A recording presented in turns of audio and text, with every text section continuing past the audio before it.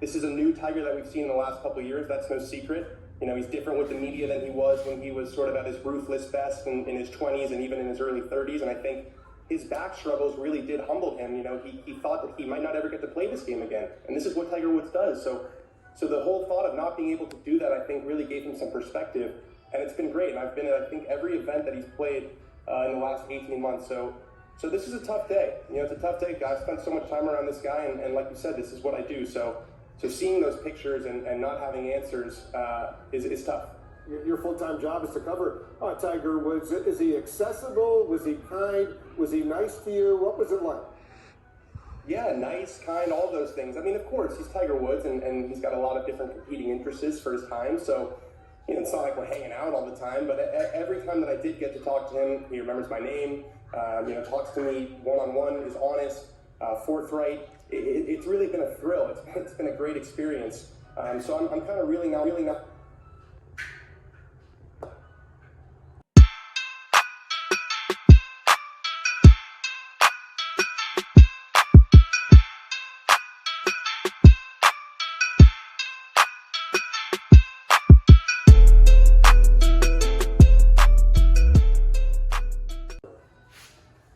This is a huge story, Will. It's an absolutely huge story. Obviously, look at what we're doing right now.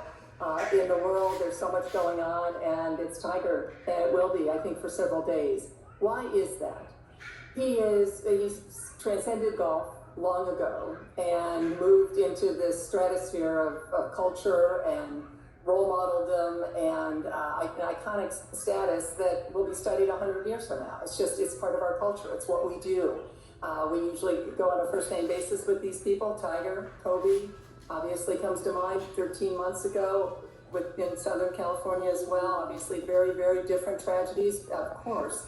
And yet, here we are again, talking about an athlete and the nation's love for an athlete and the outpouring of not just of golfers in this case, but of all people who have come to know him and like him, or people who didn't like him. And certainly I've been as critical as anyone in columns over the years of some of his behavior. And he and I know each other, and we have shaken hands and smiled and moved on.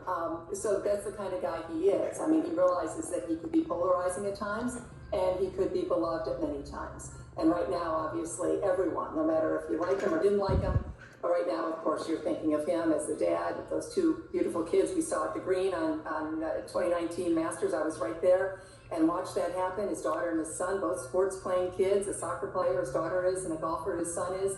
Little kids, you know, basically just starting out, young kids. And that's what we're thinking of right now. But this is a story that will dominate the news the next few days, as Tiger always dominates, whether he's on the golf course or unfortunately in this very difficult situation. Did you think, Christine, he would be able to play in the PGA in 7 weeks, given the fact that he did have this major back surgery in December? I was doubtful, Wolf. This is the Masters. It's the first of the 4 men's majors, and it's the tournament he loves the most, and it's the one that he always has the best shot of winning at. He won it in 2019, and probably at the age of 43. Who saw that coming? No one. And most people had written him off. I had not, actually. I said, we never count out Tiger Woods, and I will still say that today. But obviously, it's a different conversation today than it is if it's just a sports conversation. But Tiger Woods wants to play in the Masters more than anything. The fact it's 6.5 weeks away, you have to be in tip-top shape. You've had to play rounds of golf to get ready to play the Masters. And that's where I would have said it might be tough. Having said that, I never want to count Tiger Woods out. Obviously now it's a very different scenario with this tragic car crash. But even before that, I think with the back surgery and the way he talked about it in that clip that he played a while ago from CBS Sports, where he was saying, I don't know what the plan is. Let's see what my surgeons say. I only have one back. I think that was probably Tiger telegraphing that it would have been difficult to play in early April, even obviously before the horrifying events of today. Yeah, we did some checking. Christine, he won the Masters tournament 5 times, the U.S. Open 3 times, the PGA Championship 4 times, the British Open 3 times. He's the PGA career money list leader of all times. It's really an amazing story over these past 20, 25 years of what he has done. in the world of golf, in the world of sports. He's had some major setbacks, as we all know, but he really is a remarkable athlete. No one like him. I've covered a lot of sports, Wolf, as you know. We go back a long way here in Washington, and there's certainly, he's in the top 5 of just the most remarkable athletes I've ever covered. And you consider, as you were talking about the major championships, his last one prior to the Masters in 2019 was 2008.